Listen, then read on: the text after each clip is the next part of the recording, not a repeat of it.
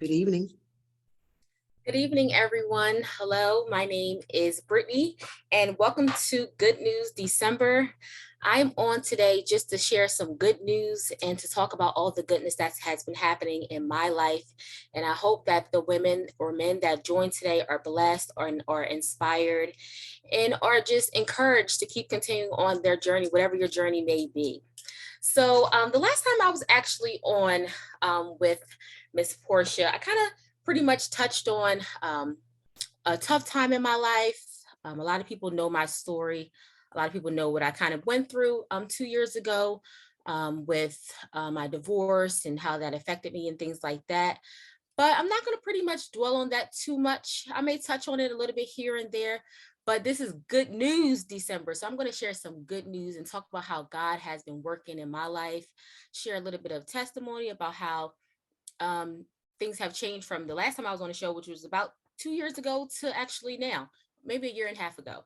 So again, for the people who don't know my story, 2 years ago, I went through a divorce, it was a very tough divorce, a very trying divorce.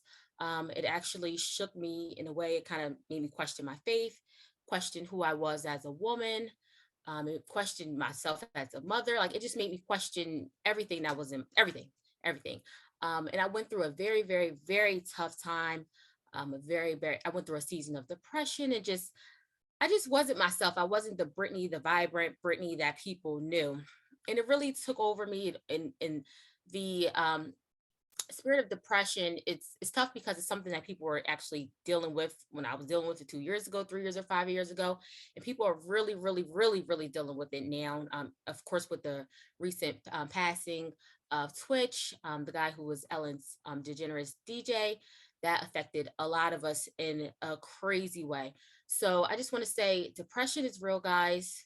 Seriously, if you know anybody that's struggling with depression, please reach out and help. But anyway, I went through a series of depression, questioning God, questioning my life, questioning my purpose, and it made me feel like I was worthless, like I wasn't worth anything. One thing about a divorce or a death, you go through a grieving process. So I grieved for a while, and I still do grieve, because with grief, it could be a smell, a scent, it could be a holiday. Those you could be good one moment, and then the next moment, so a person could walk past you with the scent of somebody who died or left you, whatever, and then boom, you're right back in that spot where you're in sadness or you're crying or you're moping around. So I went through a series of grief and depression, loneliness, all of those things on top of being a mother to my oldest daughter. And then at the time, I had a newborn baby. So it was a very, very, very, very tough and challenging time. And I do still face, challenging times as far as, dealing with my ex when it comes to co parenting and being a single mother. But we're talking about good news today. So things have changed in my life for the better, I would say. The woman that I was 2 years ago is not the woman that I am now. Like I said, I was very depressed. I was sad. Um, I felt lonely, and it was just a very, very, very tough time. But one thing I can say about me in that situation is that God never left me throughout throughout everything I went through, throughout how I felt when I felt lonely. God was with me. Of course, I felt lonely, but I knew He was there. God never left my side, and 2 years later, of course, I said, I'm in a much, much, much better place. I'm going to give a brief, brief, brief testimony. So last school year, um, of course, I was a teacher. I'm no longer a teacher, but I was a teacher. And because COVID was still, and it's still around, because COVID was still pretty high, numbers were pretty high, like parents were deciding to, to take their kids out of school, homeschool them. So it went to a point where I had about 18 to 20 kids to about maybe 5 or 6 kids that was coming to school every day. So it got to the point where, my boss's boss pulled me to the office and was like, Brittney, you know, um, we are going to close your classroom down. Like, you don't have any children. We can't keep you here with, 5 children. We got to move you somewhere else. So I'm like, okay. So I'm like, what am I going to do? So the position that they gave me was actually a step down from actually what I was doing. So of course I was a teacher, but I was technically demoted to a one-on-one to a little boy who had autism. So excuse me, I'm sorry. So of course I had to work with this little boy. Of course I have no background in special education. My major is in elementary education, so I had no background in special education. I did not know how to handle this little boy. I didn't know what to do. And with dealing with children with special needs, special education, it can be scary and tough if you're not trained and you're not equipped to deal with those type of children. So I took the position because of course I still needed a job. So I was sent to another school. I went to the job every day. I absolutely hated it. I hate doing what I was doing. It was literally the worst thing that could have ever happened to me. I'm like, why am I being pulled? I'm a teacher. I love teaching. Why am I being pulled to be a one-on-one? Like, this is terrible. I even prayed about it. Like, God, like, why is this happening to me? Like, why am I being forced out of my position to go do something else? Like, I'm a great teacher. My children love me. My parents were the parents that, had to get their children moved to other classrooms were very upset. Like, why is this happening to me? But one thing I did do was, although I was flustered and upset, I went to work every day with a smile. I went to work on time. I made sure that I worked with this little boy, although I didn't have much training. I talked with his parents. I talked to his therapist. What can I do to help this little boy? How can I, make an impact on his life? So I was told that I would only be working with this little boy for a month, and it ended up being the rest of the school year. So once I found that out, again, that was kind of a blow. I'm like, why is this happening again? Like, you told me I'm only going to be working with him for a month, and then I'll be put in another classroom. But then I end up being stuck with him for the rest of the school year. Again, I kept the faith. I smiled, came to work every day, did what I had to do. So uh, maybe a month or two into the position, um, I found out that the director of the program in which I work for, because I was teaching for a nonprofit program. The director in which I was working for at the time, she was being moved to another location, another site. So her position became available. So I was like, let me go ahead and apply for this position. Like, let's see what happens. And I was like, I know I'm not gonna, I was very doubtful. I was like, I know I'm not gonna get this position.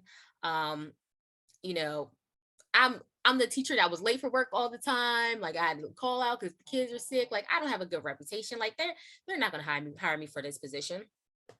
But I did receive a call to say that I was selected to interview for the position. So I interviewed for the position. I went into the interview literally not expecting to get the job. I was just like, whatever.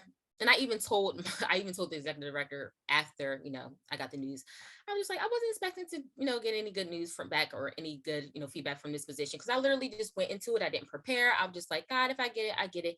God, if I don't, I don't. Either way, I trust you. I'm going to keep doing what I'm doing. I go in for the interview. Of course, I blew everyone out the park. I left the interview and I went back to work. Just a regular day, went back to working with this little boy. And maybe by the end of the day, it was around 2:30. The executive director came and she knocked on the classroom door. Was like, "Hey, Brittany, can I just speak with you?" And I was just like, "Sure, yeah." Didn't think anything of it. So we sat down and she was just like, "Hey, I just wanted to give you some feedback on your interview." So I'm like, some feedback on the interview. I'm like, okay, I didn't get the job, but I didn't care. I wanted it, but I was just like, I wasn't expecting to get it. So I didn't go in it with expectation. I just went just like whatever. So she was like, I just want to give you some feedback on, how you did on your interview. So I sat down like, okay, let me hear about, what I did right, what I did wrong, and maybe I can use what she taught me as, leverage for the next position. Or if something comes up, I can use that as tips for how I can interview better for the next job. And she was just like, well, I just want to let you know that, we do want to offer you the position as a director of, this program. And I was like, what? Like, I sat there and looked at her like, huh? Like, I was shocked. I couldn't believe it. I'm like, the director? Like, what?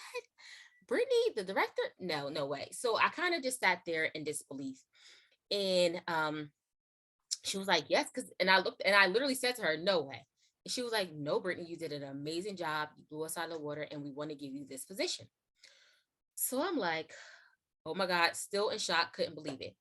Then she was like, and this is what your salary is going to be. Looked at the paper again, was shocked, like, oh my goodness, because that was an extra I'm not going to say online, but way more money than what I was currently making as a teacher. So I sat there, I spoke with her, and I literally walked out the room like, God, I thank you. Like, I was just so thankful because I went into this new building and this new position, not wanting it, not knowing what to expect. I literally came into work every day hating the job. Although I hated it, of course, I went in with a smile. I was grateful that I was still able to have a job. But I looked back one day and I was just like, Brittney, the position, the actual building that they put you in as a demotion, you're now the director of this same building. And I was just like, you see how God works? Like, God is just so amazing, because who would have ever thought me being demoted and sent to another location would now be the place in which I'll be taking over? Like, I just couldn't believe it. So I was just thankful to God. Good news, because, the things that I went through 2 years ago, my life has literally taken a complete 180. I have a lot of people know I have lost about 65 to 70 pounds. So I'm much healthier.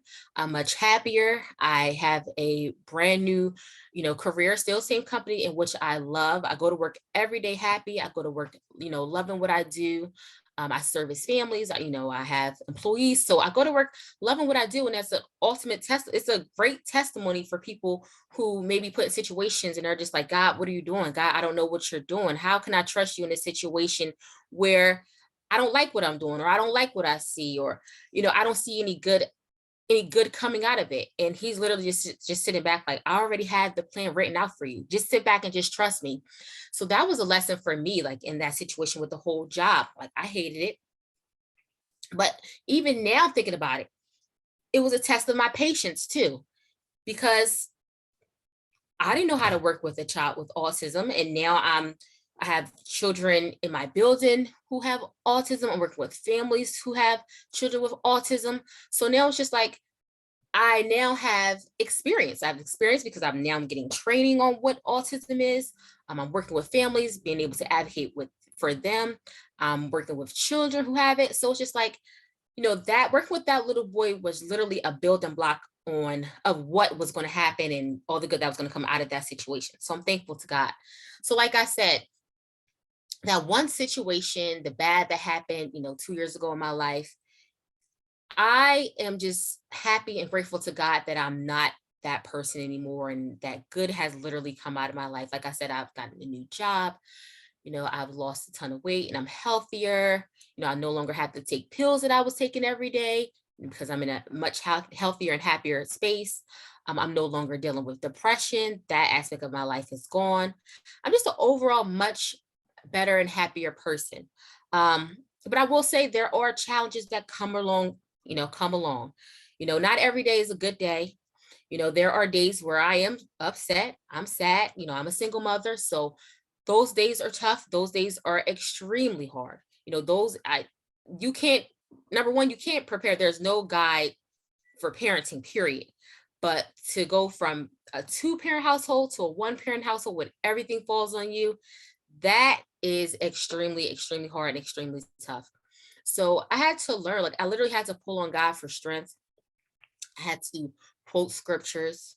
I had to look in the mirror every day, each day, and like, Brittney, you can do it. Every day I'm calling on Jesus because I'm like, these kids drive me crazy. Like, God, I need you to step in because I don't know what to do. So God has really shown himself, in my life, shown and proven himself to be worthy, proven himself to be there, proven himself to hear my cry. Anytime I felt like he wasn't there, he always stepped in right when I needed him. And like, Brittney, I'm here. Just keep trusting me. Keep putting your best foot forward. Keep doing what you have to do. Keep being positive. Keep speaking into your life. Keep speaking into your children's life. Keep speaking into the lives of others. Because now not only do I have my children looking at me, I have my team looking at me. I have other children looking at me. I have parents looking at me that I service. So it's just like, God, let my light shine. And I feel like my light is definitely shining for others to see. And for whoever is in a situation where you don't see the light, you don't see anything positive coming out your situation, just know that God is with you always. He's never going to leave you. He's not going to forsake you. He will step in right when it's time. I'm telling you, he will. There has been times where I just sat there and just like, God, where are you? When are you going to step in? Like, I need you right now. And in those moments, that's when he steps in and just like, I'm here. I've never left you, and I'm not going to leave you. So I'm just grateful to God. My life has literally changed. It has literally turned. I went from a person who depended on another person financially, for stability, mentally, all those things, to now being able to stand on my own 2 feet and be my own woman and be able to provide for my children and be able to, help out other people in need and be able to speak to other women who don't see, the light at the end of their tunnel. So God has been awesome. Like I said, if you're in a situation where you feel like, you just can't get out of, or if you're struggling with depression, reach out to someone, reach out to therapists. Don't feel like you're in it alone. You're definitely not in it alone. Of course, we know God is there, but God, there are therapists in place. There are doctors in place to help us in situations that we may not see the light, or we feel like we can't get out of, or it's just such a dark day, I can't get out of it. That's when you seek therapists. You pray, but you also seek therapists. You seek counsel. You seek your pastors. Those people are there to help you. God put those people on earth to help us and to guide us. So don't ever feel like you're in it alone. Talk to someone. Talk to a therapist, talk to a friend, talk to a family member. I've gone through times where I felt like I couldn't talk to anyone. I couldn't reach out to anybody, but I'm thankful for therapists, and I'm thankful for friends who can step in and be a sounding board and just listen and just, give you advice when you're feeling like you're not doing enough, or if you're not, good enough. So even to mothers who are out there, who are single mothers and just feel like, hey, I don't know how I'm going to make it. What am I going to do? I don't have the money for food. Just know there are resources out there. There are food banks. Don't feel bad, if you ever had to apply for food stamps. That's what these places, the government put these places in place for us. Don't ever feel shameful. Reach out to people. Don't feel like you have to do it alone. If you have to apply for food stamps, apply for food stamps. If you have to stand in the line for the food bank, stand in line for the food bank, but do what you have to do. Don't ever feel like you're too good or you're not good enough because you're in situations where you have to, get food stamps or whatever. Just know this is just the season. Trust me, it's a season. And when your time comes to talk and brag about what God has done in your life, trust me, it will come. So I'm thankful to God. And I hope my life and my story is an inspiration to other people to see what God can do for you, what God can do in your life if you just trust Him, if you read your word, you pray, and you keep Him first in your life. Always keep God first in your life. Even if you don't know God, you know, speak to someone, talk to someone, try to get a relationship with God. Read your word. Like, everything you need literally is in the word of God. If there's a script, if you're sad one day, there's a scripture on sadness. If you're feeling loss of hope, there's a scripture on loss of hope. There's a scripture for everything in the Bible. Anything we need is in His word. Seek God's face, pray, talk to Him, and remember that He's never left you. He's right there with you. And I hope that my story, like I said, is an inspiration to other people. you know Keep going. Don't ever stop. Don't ever give up. If you're a single mom, your children are looking up to you. Keep going. Keep pushing. It's hard. It's tough. Trust me, I know. Keep pushing. Our children are looking up to us. Women, if you're in situations where you don't know how you're going to get out of it, again, talk to therapists, talk to friends. Don't ever feel like you're in a situation alone. Like, keep going.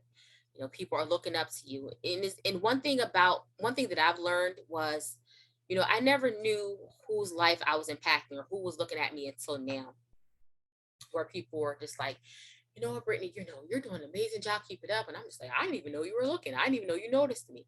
So it's just like, people are watching. People will see your hard work. God sees you. God is watching. So keep going, keep moving forward, and just know that God is with you. God is not going to leave you. Pull on strength, pull on joy. I know every day I'm praying. I'm like, the joy of the Lord is my strength. God, give me joy, give me strength. That's literally, I quote that scripture just about every single day, because I know I need strength. I need joy. And I say that almost every day, like, the joy of the Lord is my strength. God, get me through this day. Help me to get out of bed. Help me to get these kids ready. So just know that God is with you. God has never left you. God is on your side. And I hope my testimony, will help somebody. You know, you're not in it alone. Keep moving forward. God is with you. Thank you.